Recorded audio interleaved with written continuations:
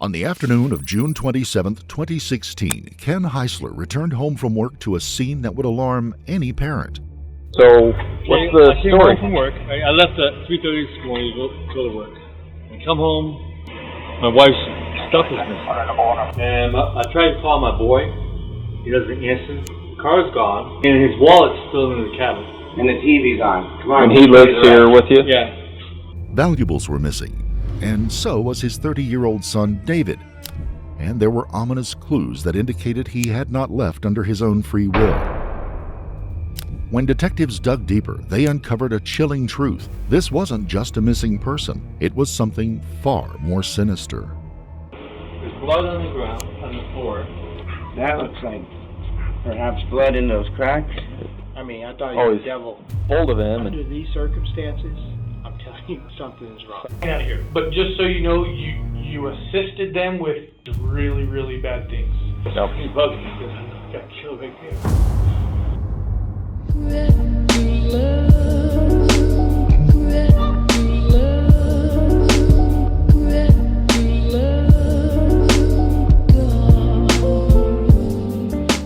Before we begin, we would like to extend our deepest sympathies to the family and loved ones of the victim in this case, David Heisler. David Heisler lived with his father Ken and his stepmother Debbie in Santa Clara, a small community that is part of the St. George metropolitan area. It is tucked into the southwest corner of Utah near the borders of Nevada and Arizona. Surrounded by natural beauty and boasting a low crime rate, it is considered one of the safest places in the state to live. Random violent crime is rare. On the surface, a grown man going off on his own for a few hours might not seem like grounds to panic. But Ken had good reason to be worried about his son that day. David had been embroiled in a bitter custody battle with the mother of his 6-year-old child for years. And just 2 weeks earlier, on June the 13th, a judge had upheld David's sole custody of his daughter. His ex-girlfriend, Kelly Perry, was enraged and devastated by this development. She was only allowed to have scheduled visits that were supervised by David's stepmother. The long and volatile legal battle led David's parents to hire a private investigator to help with the custody case. The day that David disappeared, the PI showed up to lend a hand and to share background information that he had gathered with the police. He offered a theory. He believed a man close to Kelly might have been responsible for hurting David. He had in his car, but then again, like that Sunday night movie, he sorted it out. Hey, pup. You gonna get me? Whoa, don't come out.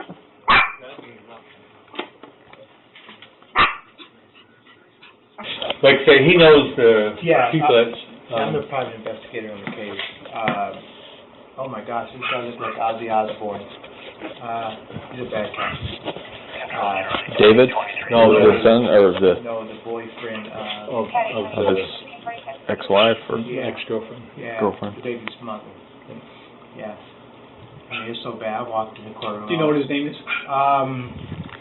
What's his name? Hold on. I think I ran a report on him. His rap sheet. So long. So it has to be 24 hours before you actually do something, huh? before we can list him as missing? Is that what you're thinking? Yeah. Well, if we get a hold of him. Under these circumstances, I'm telling you, right now, Is it likely that he was... Something's wrong. Something He wouldn't do this. Okay? I'm telling you He right may now. pawn, but the blood, I don't think he would take Debbie's stuff. No. The iPad, yeah. Are any of his clothes missing or anything? Or did you notice? His shoes are still there, you know? There, yeah. Yeah. So you... But that bedroom's so trash. Yeah, it's hard to tell. When you run the boyfriend's background, you're going to see who you're dealing with. He's Ozzy Osbourne. I've run across that name Hair before. Really big. So it's been a few years ago. Yeah. But He's my age, He's creepy. 55. Yeah. I mean, I thought he was he's- the devil. Yeah. Really? When I walked in the courtroom, I literally walked in the courtroom and the lights went on. I'm like, oh, creepy. Yeah, that's... The Judge Wormsley, did you do something else? No, I didn't do that. Oh, that's... But I have worked on this case, and this has been one of our biggest fears, right? Okay? The people that she hangs out with. They're bad Sketchy news. people. Yeah, so I would take this more. I'd rather be more take it serious. Like we shouldn't even be in that garage right now at this point. Cause what if we're contaminating? Well, we've looked at that. You know, we're not. So, Okay, so say you only have them in 24 hours. Come back and take a sample of that blood. Well, it's dried. We can get a sample of it. Yeah. Mm-hmm. I'll leave that. Yeah, we can scrape something up if we need to, but like you're saying, it's most likely they scrape themselves on something, but I can't really figure out. Maybe that's like when they flip the switch. You know, it's like they had a cut on their hand or something. They flip the switch but then it doesn't go on the carpet. That's going down. You know, I didn't see anything on the carpet through here anywhere. It's going downward. Or, I don't know. Yeah, I don't know. As the time ticked by and David failed to materialize or communicate with anyone he knew, police officers repeatedly returned to the Heisler home to gather more evidence and information. Although police are still considering the possibility that David had left the house voluntarily, they still launched an investigation to look into his disappearance the day after his dad reported him missing. Detectives visited the house where the mother of David's child was renting a room. If David had been taken against his will, 31-year-old Kelly Marie Perry was a prime suspect because she had the most to gain from his absence. It was no secret that she was upset about the outcome of the custody battle, so interviewing her was a logical step in their investigation. Hello. Hi. How are you? Could I talk to her? Oh, sure. Okay. She didn't want to get up? I let her answer the door. It's her house. Oh, is this your mom or? No, just a friend. Oh, a friend? Okay. So I'm Sergeant Nucci. I know who you are. Oh, you know who I am? Santa Clara, correct? Yes. Yeah. All right. This is Detective Norman. Hi. Can we talk to you for a couple minutes? Sure. Or? Okay. First thing is, so did you get a call yesterday from officers from Santa Clara? I got a call from Detective Schaefer. Okay. And what did he talk to you about? He said that David was missing. I've been in contact with his parents as well. I've talked to the Washington police officer. Okay. I've been in contact with all of you guys. So. Okay. So what do you think is kind of going on? I honestly don't know what to think at this point. I'm really flustered over the whole thing because I've been in contact with his dad. I've been in contact with Washington, Detective Schaefer. And what was his name this morning? Do you remember? I don't know who it was. It was another investigator that came by this morning.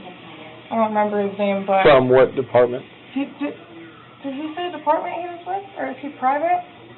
I don't know. Like I said, I was asking what he said, and I couldn't remember. I'm not sure. I had just barely woke up when he showed up, so I don't know. But okay. I've been in contact with all of them, and I just don't even know what to say at this point. The last time you talked to him was when? The last time I actually talked to him was, I believe, Monday morning. No, Monday morning? Sunday morning. Sunday morning? Mm-hmm. Okay. What did you guys talk about? He was trying to get me to go to his house and go stay the night with him and talk about things, according to him. I was kind of baffled by that because we don't have a relationship like that. I mean, if you remember correctly, it was last year around this same time, he was sending me text messages that were sexually soliciting kind of messages, like telling me to come have sex with him and he'll give me money. Oh, yes, I remember that. So we don't have a relationship like that. So I was kind of taken back by that, wondering what that was all about. And then yesterday morning at 3:40, 3:30, somewhere around there in the morning, he was sending texts to my phone saying that his dad went to work and for me to come over. And that's early Monday morning? Early yesterday morning, yeah. And I was half asleep and I said, good for you or good or something, because he sent me pictures that his dad wasn't home. And I'm like, can I see those? Yeah, let me. Would it be okay to come in? It's hot out here. Oh, yeah. Okay. Our dad, the filming this morning, and he was like, "No, we'll stay outside." Oh, no, I prefer prefer the cool air. Man, he was in a 3-piece suit with a hat. If my phone will go.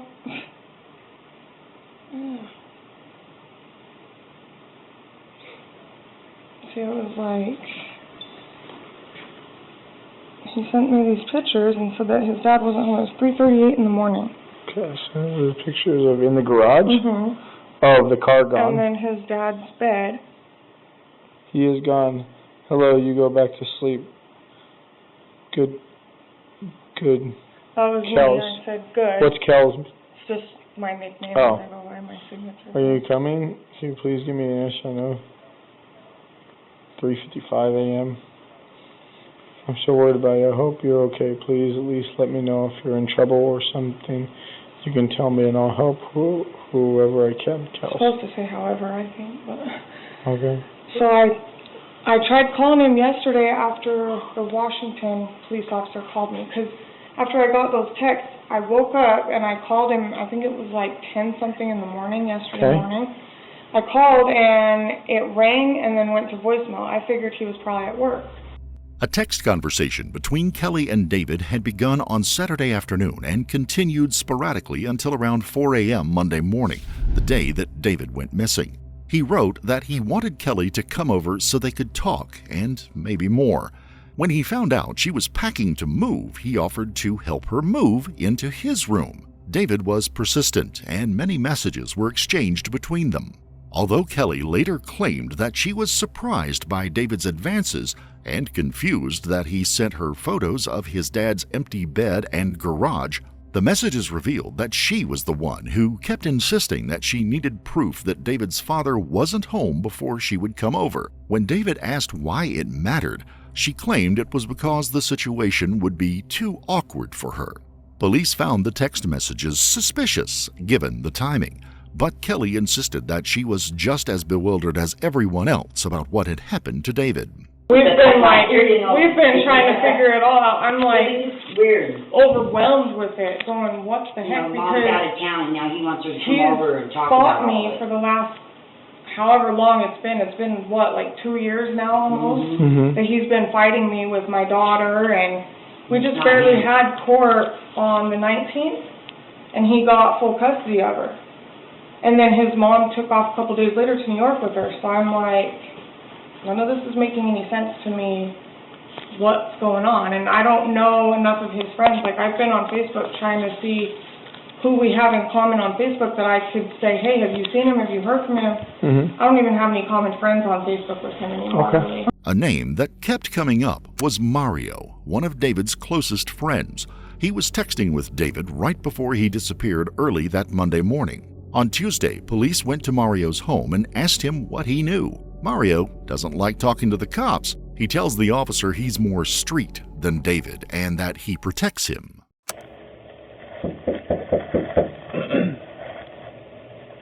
Officer from Sinister, Look, man, I already told y'all, man, I'm being nice, man. I've asked you guys not to call me and everything. I have nothing to do with this. No, man, every time I get out, I gotta deal with police. This has nothing to do with me. All right, please. I already asked you guys not to. Don't act like that in front of your kids either. No, cool. Is it just kind of weird that would happen, or? Dave's, you know what I mean? That's my friend, but okay. he's not that type of person to have, like, you know, enemies like that. So that's why I try to investigate. Well, his dad's worried about him. Well, of course, I would too. Yeah. So it's like, I'm trying to figure out, like, who he knows. A couple people brought up your name because you guys are, like, doing music or something really together, really or trying to do records. Coming over here all the time. That's what I mean. I was probably the last person you spoke to, so that's why I just don't understand. Like, it's just weird. So he was saying a girl was going to come over? Yeah. Just a random chick? Well, he don't have no girlfriend or anything, so he sleeps around. So. Okay. Do you know of any girls that he might have been with? No, I don't know, because like I said, it was 3 or 4 in the morning. He was waiting for the girl to come over. Okay. So the last text I sent him was like, all right, cool, man. I'm gonna go to sleep. So did you talk to Sierra today? What's that got to do with anything? Well, because I spoke with her. What's that got to do with anything? I'm just asking, did you talk to her? That has nothing to do with what's going on. I don't understand what that has to do with anything. You checked in today, right? Okay, what does that have to do with anything, though? Because in order for me to find you, right, I have to go through APMP. Okay, that has nothing to do with what the situation is. Okay, you found me, that's cool. You mean don't bring that up, though. That has nothing to do with nothing. That has nothing to do with Dave's situation. Why are you getting so mad about it? Because you're over here questioning me about something stupid when my friend's missing. You guys don't. You're wasting your time talking about my probation officer. No, I'm just saying, have you talked to her? What does that have to do with anything? You just know. Yes, he did. You just know I checked him. Yes, he did. No, I know you went there this morning, right? You know. So why you ask me dumb questions? Okay, I'm asking you a dumb question because I want to know if you've talked to her since you found out about Dave. No, I just barely found out. Okay. Maybe 4 hours, 5 hours ago. 4 or 5 hours ago, okay.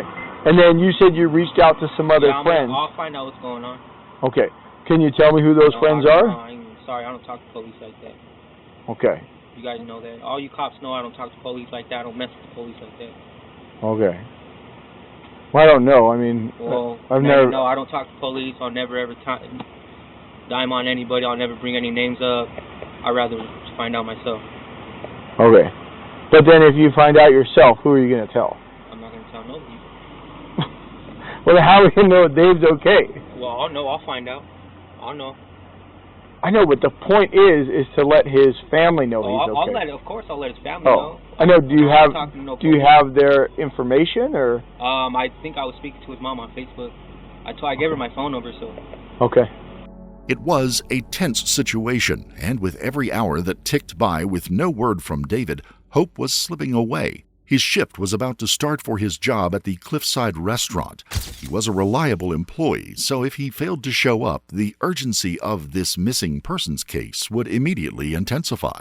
The police had a growing suspicion that Kelly Perry knew more than she was letting on, and they weren't alone in that line of thinking. Even before he had learned that his son had not shown up for work, Ken's instincts told him that David's ex-girlfriend was involved. I mean, because in my heart, I think she did it. I think she was behind it. Personally. There's no other... I don't think anybody was out there for David. Why would they just specifically attack his house? So were you in court with him when custody was granted? Yeah. What was her reaction to it? She was crying all the time, and she really had no defense. Mental breakdown, and in judgment said that she needs help. I think we find the card find David. Yeah, we're working real hard on that one. It's pretty bugging because I know I got killed right there. Detectives went back to interview Kelly again. This time, they delved deeper into the roots of her custody conflicts with her child's father and his family. Kelly was not shy about sharing the details of their troubled history. So tell us about custody just real quick so we can try and make sure we can answer your questions so the best. I had sole custody of her until September of 2014. Yeah, 2014. September 2014, I got married and moved to Cedar City. Who did you marry? I married James Perry. James Perry. And David came to my house a week after we moved to Cedar City and took her on an ex parte motion of custody, and we just barely had our trial. Who's pushing for all this? Is it Debbie? It's Debbie. Debbie's the one that has pushed all this because I was trying to move home to Wyoming where my family's at. Mm-hmm. And Debbie wasn't okay with that because then she wouldn't have Mariah close by. So she pushed David into, well, you can't let her take her, you can't let her take her. And it's been constant battle, and it's never between me and him over our daughter. It's always me and Debbie. Since he got custody of her, I've been on supervised visitation because they think that I'm coaching my daughter, or they think that I'm going to take off with her, and I'm like, I'm just trying to be her mom. You know, I've always been her mom. I've always taken very good care of her. Up until he took her, I was the sole provider for her. He owed me almost $4,000 in back child support when he took custody of her. He owed you $4,000? Mm-hmm. And now, is there a child support agreement? There was a child support order that stated that he was supposed to pay me child support, and when he got custody, they put it to where I have to pay him child support and it goes towards his arrears. So now it's at a zero balance. Oh, so you wouldn't have to pay in theory. Exactly. So Debbie has been nonstop, just are you with me, constant conflict. And at first, when he first took Mariah, the court said he couldn't even be there during my visits because they didn't want conflict for my daughter. Well, it's not him that has conflict with me, it's Debbie. Every time she gets upset with me, it's, oh, well, you're not going to see her, you're not going to have your visitation. Well, it's court ordered. You can't do that. So, I just don't even know, like, she texts me, she's been in New York. Yeah. And the last 3 days, she hasn't answered my phone calls or nothing. I mean, she was court ordered that she was supposed to give me itinerary before she left. Didn't do it. Kelly vehemently denied any involvement in David's disappearance, and she took it a step further than that. She wanted sympathy for the emotional burden she was enduring. She said that she was scared that her daughter might be in danger of becoming the perpetrator's next victim. It's like, they need to understand, too, that I'm going through turmoil on my own, too, because we don't know where he's at or what happened. For all we know, somebody could come there for my daughter, you know? That's what's going through my head. So here, again, given all of these little events, I think we now need to posture ourselves to look at maybe something horrible did happen to David. Right. So we need to start establishing a timeline, and also that means alibis. Right. So that's another reason why I'm here, is that I need to get your whereabouts, if you're willing to, is to detail some of these things that helps us either say, hey, look, maybe you did have something to do with it. Right. Or, hey, look, she's super cooperative. She's given us everything we've asked for. That's all I want to do. That's why we're here. To you guys, because, like, I'm just as confused with this whole thing as everybody else. And I'm just as worried for David, for Mariah, for everybody that's involved, like, his family. I just want, like, I was trying to tell Debbie, we need to pull together for that little girl. Because she's probably worried sick, wondering what's going on. All these police around and all the hustle and bustle around her, she's not used to that. Any concern that Kelly had for David's well-being was eclipsed by her budding plans for a future with her daughter. She had already put the wheels in motion to regain custody from her missing ex. I didn't have a lawyer, and so I contacted the court clerk and said, hey, this is what's going on. What's my legal rights as far as this goes, you know? I'm court ordered by the court to have visitation. She's telling me that I can't see my daughter. She doesn't have custody. Her son does. And she said, well, if he's not there and he's got custody, then automatically it defaults back to you. You have every right to go and take your child from her. I don't necessarily want to take my child from them, but at the same time, I know how Debbie is. And well, you did make some pretty harsh statements a while ago when you were doing those GoFundMe I did, accounts. and it's because me and Debbie constantly... some pretty... I did, and it's because Debbie... I mean, I have one right here. It said, I'm begging you to please help me get my baby girl out of the hands of these monsters. I mean... Yeah, and it's because Debbie has sat here and made me out to be like I'm not capable of taking care of my daughter or something, or that I neglected or abused her or something. It never was like that. I was taking care of my daughter full-time, full care and custody with me. They got mad because I got married to somebody, not David, and moved out of the county. Debbie got pissed off about it. For moving on with your life. Yeah, for me moving on with my life. Because Debbie, the entire time we were together, pushed me and David, when are you going to get married? When are you going to get married? When are you going to get married? Just because you had a child. Mm-hmm. And I was like, just because we have a child together does not mean that we're going to be married. That's a choice that me and David have to make. Nobody else can make that for us. I didn't want to marry David because David was content living with his family. I don't want that. I want to be out on my own. We have a kid together. We're adults. We need to do it on our own, not live with your parents.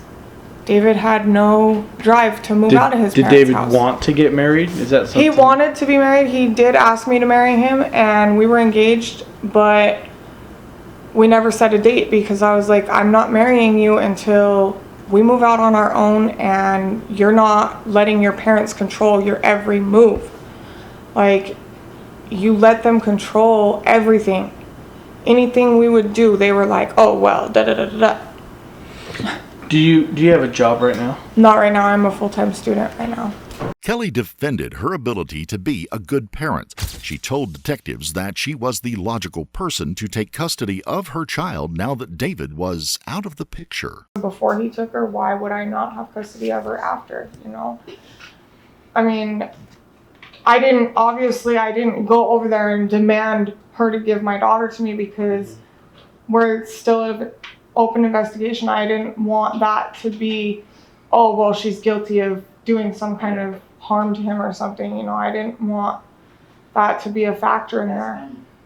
And I just talked to a lawyer yesterday about it, actually, because I was like, you know, this is what's going on, and I want to protect myself and my daughter as well, because I know how Debbie is. Every time she would get mad, that's the first thing she would attack is my visits with my daughter.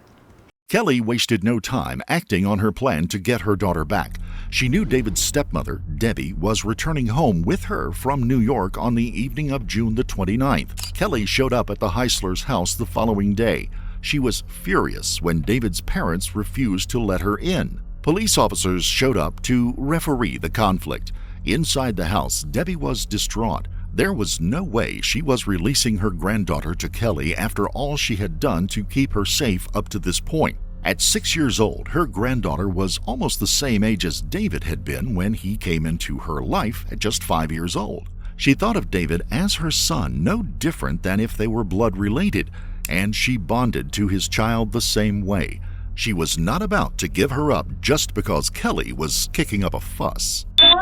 That's how long it takes for them to get it into the freaking court. They want $3,000 for Kelly to even see an attorney. And I'm not Debbie. I don't have millions of dollars like she seems to make everybody believe. We'll go to the court tomorrow morning and we'll be over here. Come on. Bunch of bullshit. Can't freaking withhold my child or something like that.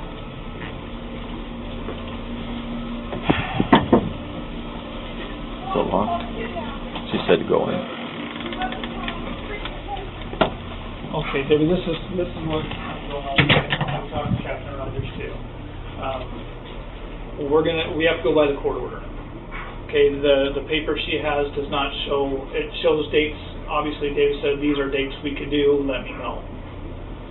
Nothing's decided on. We can't enforce anything. I don't know if it's going to cause a problem in the court with refusing to let her see the kid. Here's a situation. You're the court-appointed supervisor, and I can't force you to supervise her. But we have to document what happened. Please. We have to document in a report that you refused to do it, and the reasons why. Will you please make sure we respect respect that, and please make sure that you also document that this isn't even her night. No, I understand. Yeah, that's all. That's what we're going off of. Okay, right. Thank you. Perfect. That's what we have to follow. We respect that. He said that, it would be documented. She could take us to court for that. Yeah. And I'm fine with that. She's extremely unhappy with that and took off. And I completely understand your position where there's so many unknowns with David right now, and that's one of the unknowns is her.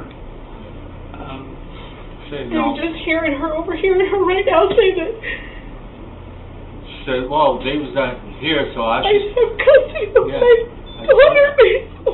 Well, and I don't know how to play this.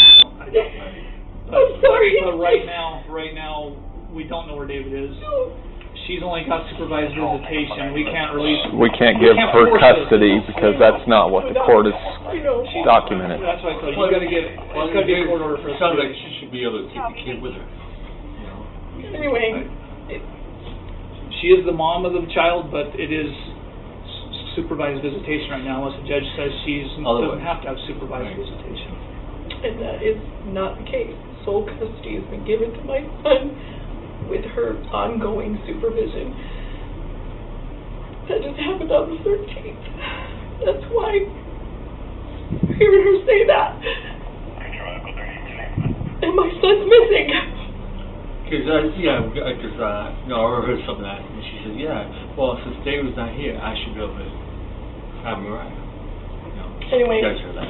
I'm willing to let her talk to her. Just not today. I can't do this. And I'm willing to follow the court order, but that does not allow her to come back here till next Wednesday. by next Wednesday. Maybe by next Wednesday I'll be so raw and I'll be able to handle this. And hopefully it's something good. And hopefully by next Wednesday they've cleared her. Yeah. And we can move on. Well, there's a lot of time between now and then. Right. And a lot of things can happen. Every day more things develop. Right. There's so many unknowns right now. Yeah. There's so many unknowns, and we're doing our best to piece together. There's a possibility David took off someplace. We don't know. Yeah, we don't know. That's still a good possibility. We completely understand all of it. He's been known to take off for 3 days, but this is longer than he's ever been gone. Ever. Detectives continued to investigate Kelly. They didn't believe that she was telling them the truth. To verify her story, they interviewed the homeowner who was renting her a room, a 54-year-old woman named Tammy Freeman, who Kelly referred to as Mom. They learned that Tammy had given Kelly and a man named Frank McCard a ride early Monday morning. She dropped them off not far from the Heisler home. Frank was 55 years old and often went by the nickname Hollywood. He had also been living at Tammy's place. He and Kelly had a brief romantic relationship when they first met, but now she only viewed him as a close friend. It was common knowledge that Frank was obsessed with Kelly. Like I said, I haven't gone in there and touched anything, even though she told me to do that. I haven't done it. Just for that simple reason, because I don't want to be a part of whatever's going on in there and with this whole thing. You know, I'm still very upset.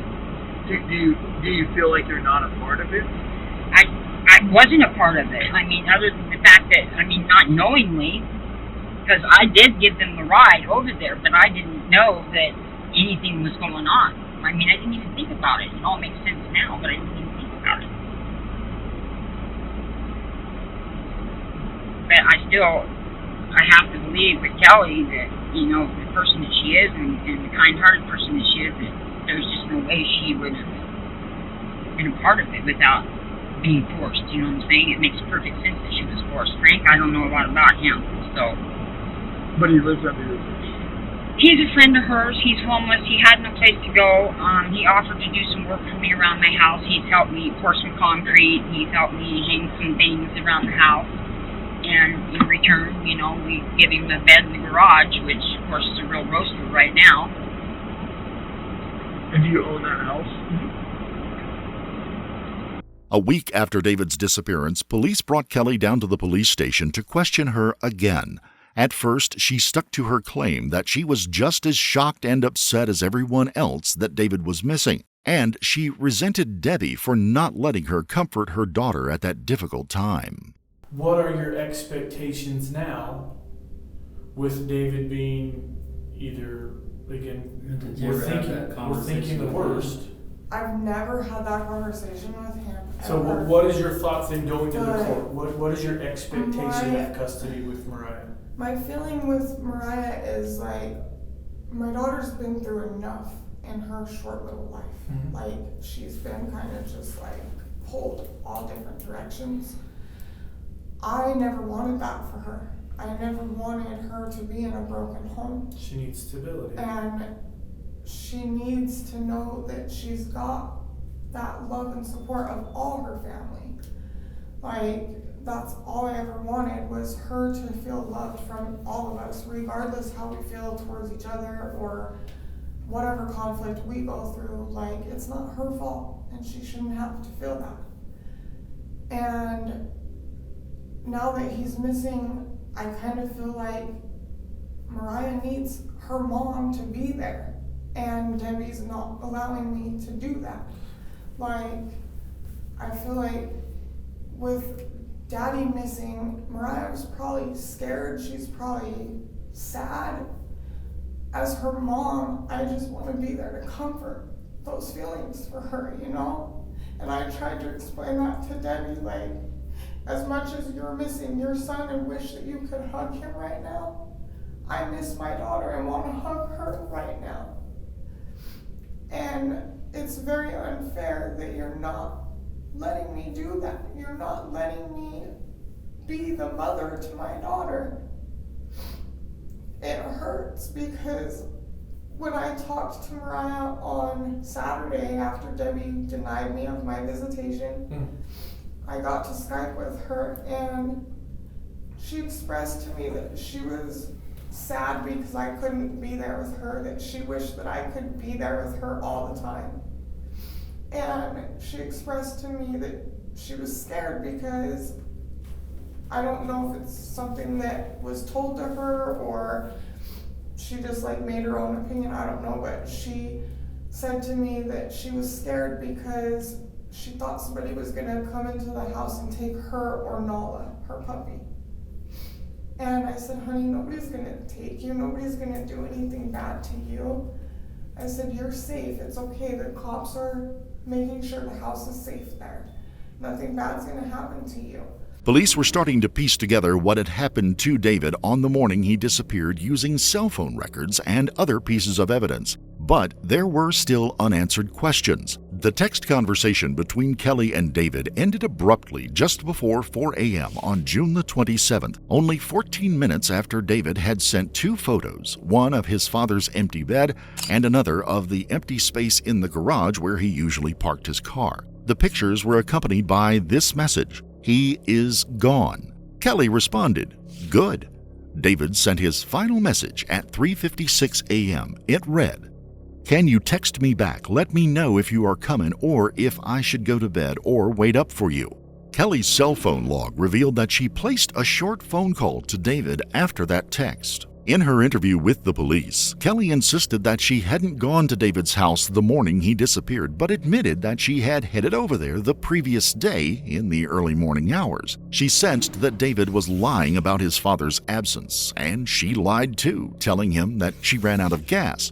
She turned around and went back to her home without seeing him. No, but on Saturday when we were talking about me going over there, I had asked him at one point what time his dad goes to work. He said I don't 3 remember o'clock. what day it was, but I had asked him what time his dad goes to work, and that's why he said, so you'll be here at 3:20. Like he was assuming, because I asked him what time his dad went to work, that I was gonna show up there. I mean, so far as to ask for proof that he wasn't there. I mean, he sent those pictures to you. Yeah, I didn't ask him for those pictures on Sunday though. I had asked him for proof on Saturday when I was telling him I'm on my way there. Prove to me that he's not there. Because I felt like he was like beating around every question that I was asking him. And I kind of got the feeling like there was something he wasn't trying to say to me. And so I was like, then prove it. Prove to me that your dad's not there. And he's like, how? And I said, I don't know, go take a picture of his car not in the driveway or something, I don't know.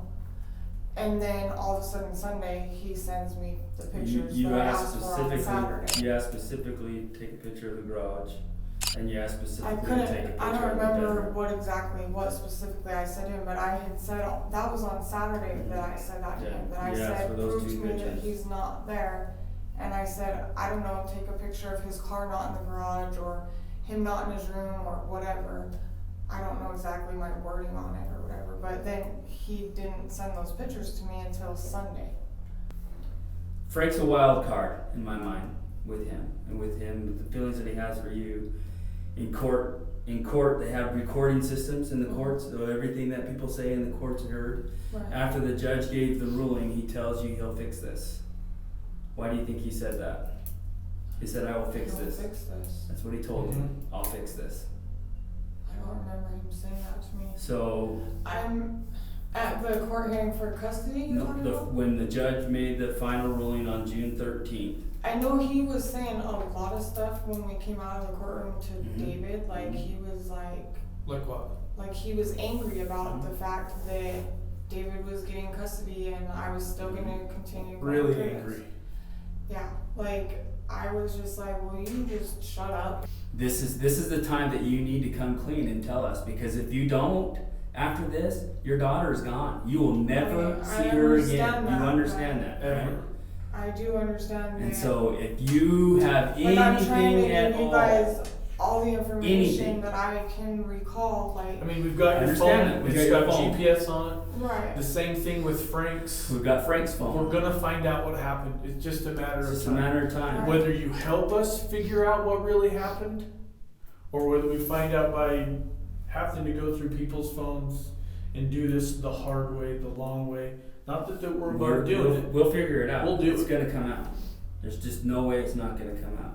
Yeah. So right now is your opportunity to share anything with us that you want.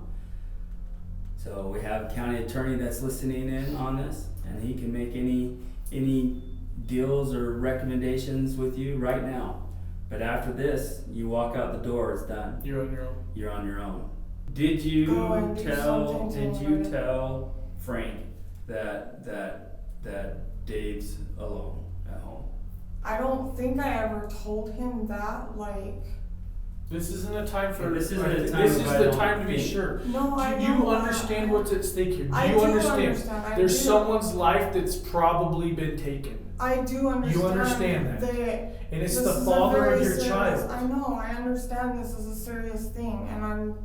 So we're toying within our head. I have Either you had something to do with it and had knowledge of it, or this rogue crazy boyfriend of yours went and did it on his own. Either way, you know what happened, Kelly. You do. I just don't know what battle you're fighting inside that you think you can't tell us what's going on. If you're worried about being in trouble, we can get through that. Again, like we said, the county attorney's here. He's listening. If there's something you'd like to say to him, you can say that. We're welcome. I don't know what you're fighting with. I can only imagine the remorse that you're going through. But whatever it is, it needs to end now. Because if we find out later, or we crack this a different way, no one's going to work with you. It's done. No one's going to work with you anymore. Your child's gone. That's it. They're going to be with Debbie and Ken for the rest of her life, and you won't have that opportunity to have your daughter. So we need it now. We're done playing around. It's been an entire week and a day now. So what happened? Tell us. Detectives continued their mission, trying to persuade Kelly to tell them what happened using various tactics. They told her she shouldn't protect Frank, and they appealed to her conscience and any feelings of guilt she might have been harboring about David's demise. And they said that she needed to tell the truth for the sake of her daughter so she could cut a deal and see her again. Finally, she cracked.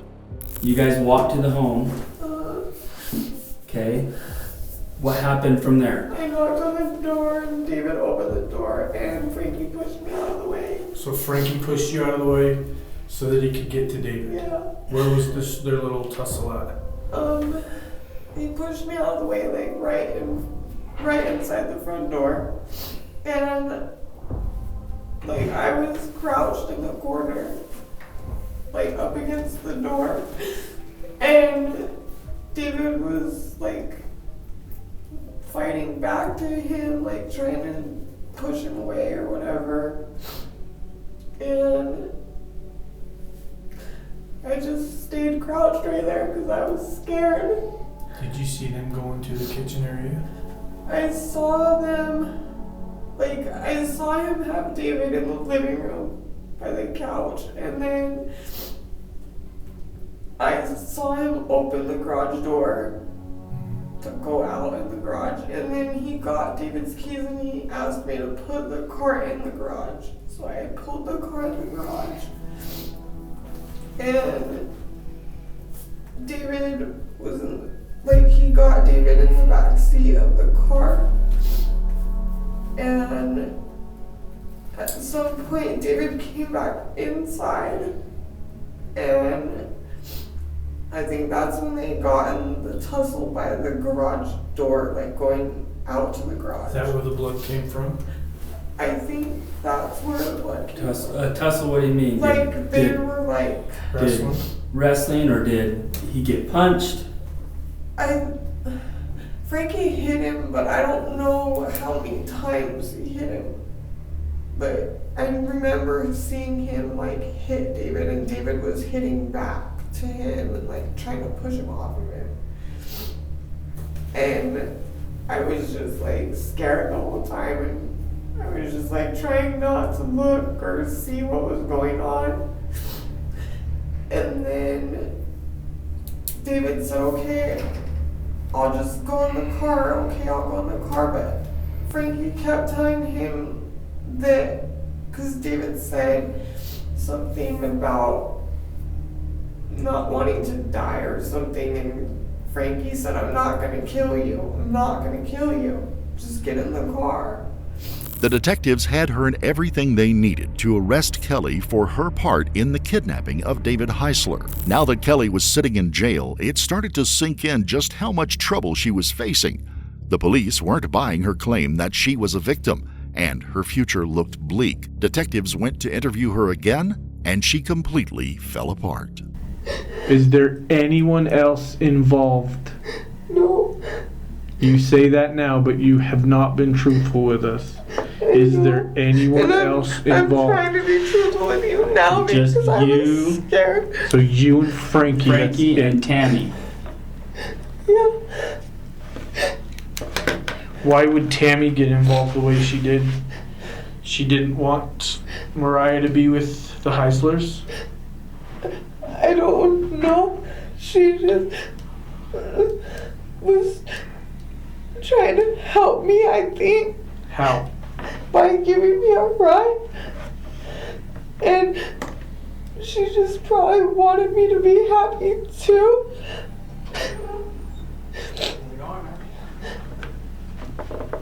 Like, honestly, when I went there that day with Frankie, that wasn't supposed to be how it went.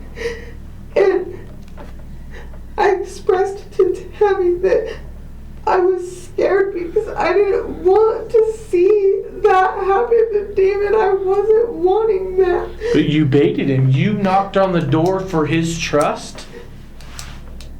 You sent those text messages to him to gain? I didn't know that. I didn't know that that's what was going to happen. What did you think was going to happen? I'll make him go away. Hold on, what else did he say? He was just supposed to scare him. I'll make David go away, is what he said. And even in the courthouse, I'll fix this, right? You had to have known something, Kelly. I didn't know that that's what he was going to do.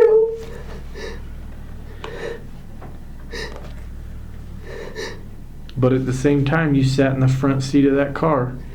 At any point, I was at a scared stoplight, you could have got out. At that time, I was scared because I thought Frankie was going to hurt me too. But he wasn't there when we were there in your house with you, talking to you and interviewing you. You could have, at that point in time, said, hey, there's something weird. Maybe even when we invited you over to our police department, you could have come then and had to talk to us. I was scared. Scared about what? That Frankie would hurt me. How would he hurt you? Somebody else in David's family. Well, he did. Yeah, he did. The detectives had unfinished business with the homeowner, Tammy. They had a hunch that she was more involved than she was letting on. Kelly had filled in more details about that morning, and now they had a sequence of events that was matching up to the trail of evidence.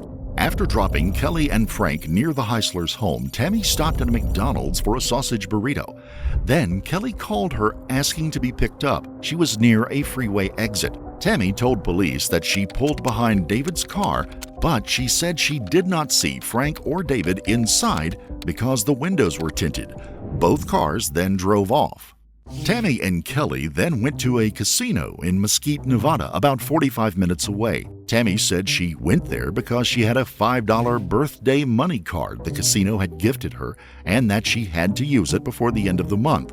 Then Frank called them asking to be picked up in Beaver Dam, Arizona, a 15-minute drive away. Frank had ditched David's 2002 Saturn there, and police found it 4 days later on July the 1st. Then Kelly, Frank, and Tammy went to another casino where they shaved Frank's head to disguise his appearance. On July 5th, police moved to arrest Frank McCard at Tammy Freeman's house. They also brought Tammy in for questioning. I'm sorry, finger, man. Relax. I'm sorry. God! Squeezing my finger, man. I'm sorry, sir. I will take it off. I'm sorry. Relax. Ah, damn it! You need to put 2 pairs on. I can't do one. I can't do one. I'll double lock them right I there. can't do 1 pair, man. You got to put 2 pairs on there. He'll do that. Okay. Fucking serious, man. Hey, step right over here, okay? And just relax. We'll be right We'll be right back. Are you fucking serious? Yep. Fucking years he's Hang with him. Oh, I don't need the paperwork. Wow. Yeah. What do you need to go with you? I won't put you in cuffs or anything.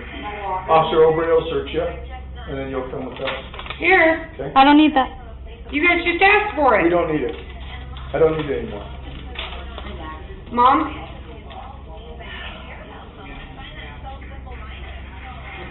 Oh, man. This is some fucking bullshit. Yeah, but we're the ones putting up these fucking fires, but yeah, we're... Mm-hmm.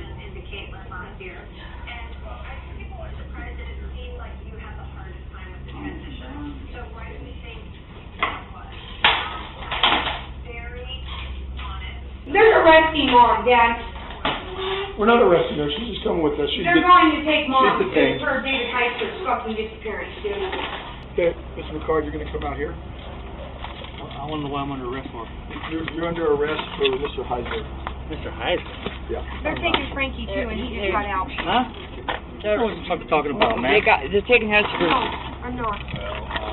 Whatever. Come on to the street so I can search you. Yeah, let's get a county guy. Hey, and I got you for illegal search and seizure on me. Yes, they're really fucking taking her right now, Dad. We're fucking bullshit! You don't have a necklace? You guys don't understand that, sir! This is fucking bullshit!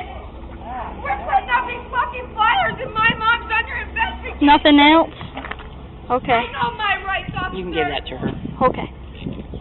Just stay right here for me, okay?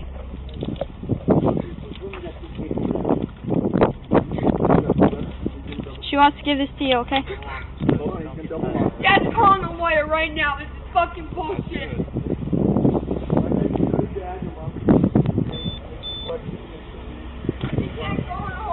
Did you hear that? You're just going to be detained and questioned, okay? So you just had hip surgery? When was that? I had a hip replacement. When was that? About 3 weeks ago. 3 weeks ago? Mom, Dad said don't talk to him until you have a lawyer there. Despite the advice given by her husband and daughter, detectives were able to persuade Tammy to talk without a lawyer present. Were you? We just want to know, on that Yeah. Monday morning, Where did you drop where them did off? you drop them off exactly? And about what time do you remember it being? Here in Santa Clara when you dropped them off. I have no idea what time anything. Well, how about this? Was it Did dark? you give them a ride from your house to Santa Clara? Yes. Who besides Kelly and Frankie was in the car? Nobody. So you dropped them off up the street. You've taken Kelly to do her visitations before, right? Mm-hmm. So you knew it was in the area of... David's home. Yeah? Now that Frank McCard was in custody, detectives started pressing him on whether he killed David in the desert. They found it hard to believe that he just left him out there alive. But no matter how hard they pushed, Frank repeatedly insisted that David was fine when he drove away. Before we get to where David is, let's talk about how David died. He was... And let's hold on. Here's the He thing. wasn't... No. You keep answering me so quick, man. You're not taking time to think about your answers. He was alive when I left him. I swear on my life. Dude, your life's not worth that much. You shouldn't be swearing on I'm it. just saying, I'm saying he was alive when I left. Honest to God. God strike me dead right now. I wish, man. That would be awesome. I know, but I'm telling you, he was alive when I left. I didn't hurt him. No. I'm not that cruel. You think it's less cruel to leave him alive out in the middle of the desert than to kill him dead there? No. That's your answer right here. Is you're not that You realize the difference between your answer right now determines whether you get life or determines whether or not you get the death sentence. You understand that, right? I understand that. Okay. I know. So I would be honest with us. No, I swear. No. Everything. God strike me dead right now. He was alive when I left. That's not how it works. He was alive when I left. No bullshit. All things on the table right now. He was alive when I left him. Nope. Yes, he was. He was too.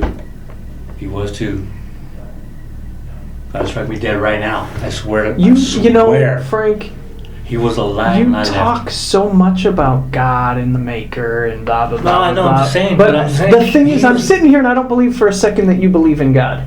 I believe in God. I do not. I do believe in that God. you believe in God. But obviously, you don't believe in God because you use His name in vain constantly. Constantly. The story you're telling us right now is that you kicked David out of the car. You untied his hands, right? You take the thing off his head, and you just drive away. And he's, As our daylight. I mean, going and then knowing they turned around and then drop him off and bail. So it doesn't take us that rocket science to figure it out on his directions. It's like, that's the way I need to go. And there's all kinds of traffic on that road anyway. So I don't know why. I don't know why he wouldn't get picked up. Okay. Or whatever. I mean, anybody's gonna see something on the side of the road is gonna pick him up. So let me tell you something. I would. These guys started to tell you a little while ago. They have your cell phone physically in their possession. I understand that. But you understand the warrant. So they got a warrant for your cell phone. Now, no matter... It actually is not my phone. I don't know that. Whatever. No, Hear me out. No matter what you may have erased off your phone or got rid of or anything else, it's there forever. I know about it. You get that. I know about it. So anything that's ever been done with that phone, whether it's the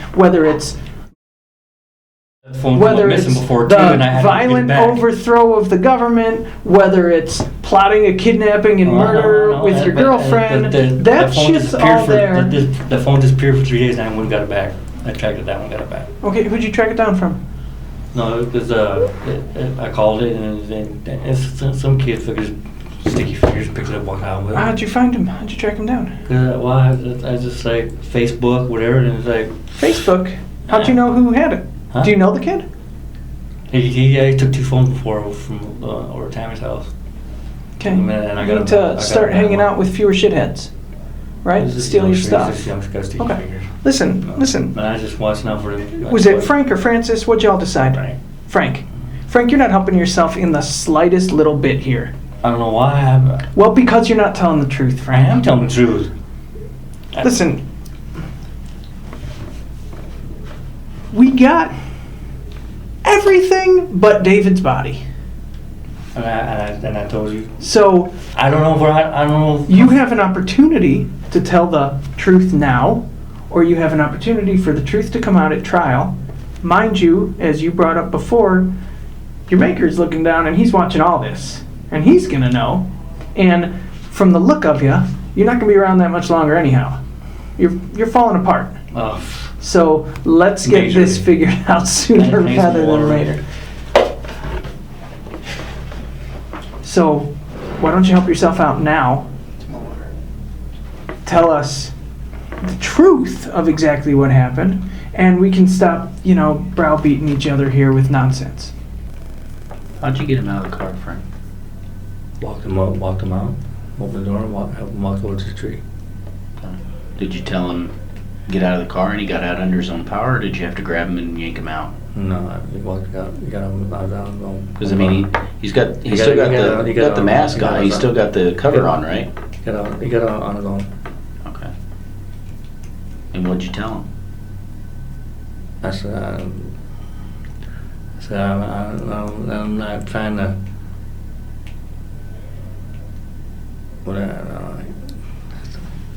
Exactly what I said. I said I'm not gonna hurt you, blah blah blah, and if you get loose, you're free to go down the road, or wherever. That's what I said. Not that. I said I'm not hurting you. I'm not gonna kill you or that. I kept on guaranteeing him that. You're not gonna kill me. I said no, I'm not. That's not my the plan. I tell myself, I keep telling myself why I went across the line like that.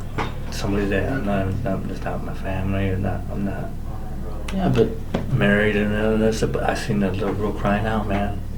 And that tore me up, man. Yeah. And it still tears me up. Yeah. Who wouldn't it be? I mean, anybody, same scenario with anybody else. You know, who would not be torn up with something like that? You know. Frank thought David was hurting his daughter and told police that was the motive for his crime. Kelly had made those allegations to the police and child welfare authorities, but police determined that her claims weren't credible. Investigators took Frank on the road so he could show them where he left David in the Arizona Strip. This is an arid region north of the Grand Canyon that consists of almost 3 million acres of land, 4,000 miles of dirt road as well. It is among the most rugged and remote public land in the United States. They kept their audio recorder running as they drove up and down the rough roads for hours, searching for landmarks that Frank remembered seeing when he dropped David off. Yeah, I bought about on this road. You remember this? Yeah. Holy shit, you're expecting him to walk out of here, Frank? You can have a long walk. Think about it. No, Pioneer couldn't walk this in a week. You took him out here with no water, left him out here? What'd you think was going to happen, No, dude? I left. There's a bottle of water in the car. That was You left him with some bottled water? Yeah, he was half full or somewhere. They did not find David Heisler that day, but police didn't give up. They launched a search and rescue operation. Their highly skilled team used vehicles on the ground and put a helicopter in the air to hunt for him. Officers went to Ken and Debbie's house to update them on the search. We covered an enormous area, and we have nothing at this time. There are some things that we found there that lead us to believe we're in the right area. We found some other things, and we're working on that. At this time, I can tell you that they have covered this area with great intensity. And so I'm waiting on a phone call to find out if that search is going to end today or if they're going to continue any more days. I can tell you that what they covered today was huge. It's at least a 12.5 mile radius. And in the conditions that we have right now, somebody getting that great of a distance on foot is especially if you're getting shoes on. Yeah. It's almost a near impossibility. We place him at a 4 mile radius at the most, and we went 12.5. And there's a possibility he could have head trauma. We don't know his condition when. Absolutely, and that's the issue. We don't know what kind of shape he was in. 6 weeks after the failed search and rescue effort, an Arizona Bureau of Land Management geologist who was working in the Mount Turnbull area of the Arizona Strip, he made a grisly discovery. He found human remains beside a dirt road on August the 18th. It was the body of David Corey Heisler. He was located about 5 miles from the tree that Frank McCard had told police he tied David to. The body was so badly decomposed that medical examiners could not determine a definitive cause of death, but it is believed that David died from exposure to the elements about 3 days after Frank abandoned him in the remote desert wilderness.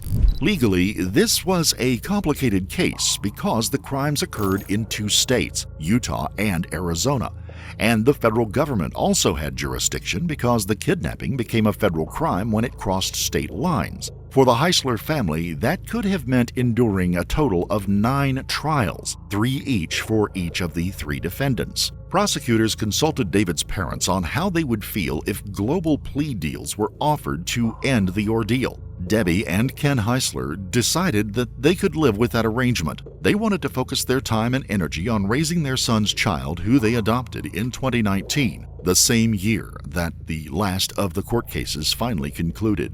Tammy Renee Freeman pled guilty to vehicle theft, aggravated burglary, and aggravated kidnapping. She was sentenced to 1 to 15 years in prison for each of the 3 counts. She served 3 years and has since been released.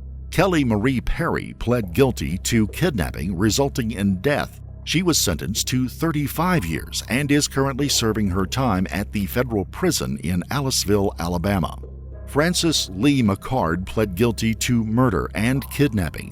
He was sentenced to a total of 75 years, 29 years in federal court and 46 years in Arizona. His sentences run consecutively. He is serving his federal sentence first at a prison in Victorville, California.